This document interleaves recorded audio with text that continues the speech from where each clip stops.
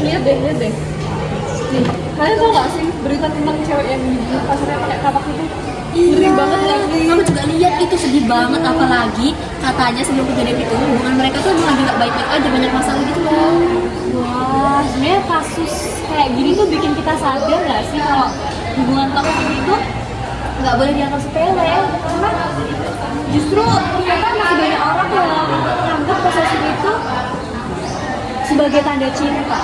Iya kan, padahal kalau misalkan pasangan udah kayak mulai kekerasan, emosi nggak jelas gitu tuh udah bukan cinta lagi nggak sih? Itu udah nggak cinta nggak sih? Terus ya guys, aku tuh punya temen, nah dia tuh selalu ke pacarnya tuh selalu minta lokasi, share live. Terus abis itu kayak dia tuh sampai posesif, sampai kalau misalnya ceweknya mau keluar itu bajunya tuh sampai diatur gitu loh, kayak nggak boleh pakai yang terbuka sedikit tuh pacarnya marah. Itu posesif banget nggak sih?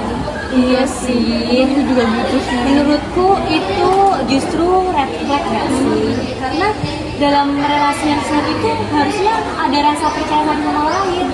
Kalau semuanya diatur, lama-lama seseorang itu bisa kehilangan kebebasan dan justru malah merasa tertekan nggak sih? Iya.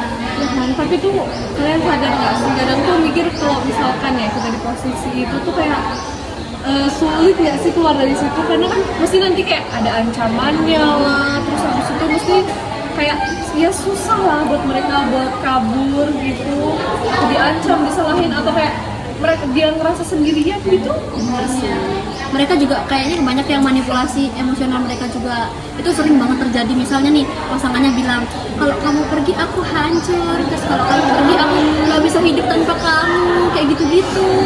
Makanya menurutku penting buat punya keberanian untuk kita bisa menetapkan batasan sih. Kalau misalnya hubungan itu mungkin udah membuat kita takut, mungkin membuat kita malah cemas atau nggak nyaman terus-menerus, itu kan tanda kalau hubungan itu nggak sehat ya. Iya kan, tapi tuh kadang tuh kita juga sebagai temen tuh ini nggak sih kayak harus peduli juga.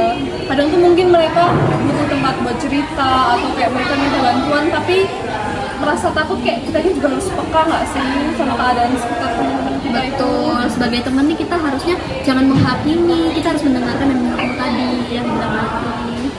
Menurutku justru relasi interpersonal yang sehat itu bukan cuma soal pacaran, tapi juga pertemanan, keluarga juga termasuk. Intinya harus ada, dalam hubungan itu harus ada rasa aman, saling menghargai dan komunikasi yang baik. Nah, jangan sampai cinta yang seharusnya bisa memberi ruang kenyamanan bagi kita, tapi malah sebagai alasan untuk memulai kekerasan dari hal kecil. Iya, aku setuju banget sih, kayak hubungan yang sehat itu harusnya bikin kita merasa aman, tenang nggak sih, bukan malah Merasa takut, terancam. resah gitu kan. Karena relasi yang benar-benar sehat dibangun dengan rasa hormat, kepercayaan, kepedulian, bukan malah dari amarah atau kontrol diri. Oke, betul. Iya kan. Jadi ini menurutku kasus parah sih. Jadi harusnya kita harus bisa berani untuk katakan tidak ya. Iya. Kita harus dari tahu nolak batasan sih. juga. Biar kita keluar dari lingkaran-lingkaran Toxic. toxic setan juga. I just had to let you know you're